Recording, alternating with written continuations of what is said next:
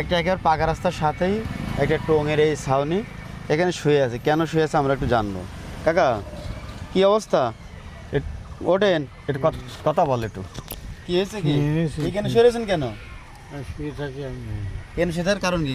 এখন ওনারা করে সম্পদ নেই, জমি জায়গা নেই, ঘর বাড়ি নেই, এখন উনি একলা এখানে শুয়ে থাকে, রাত যাপন করে।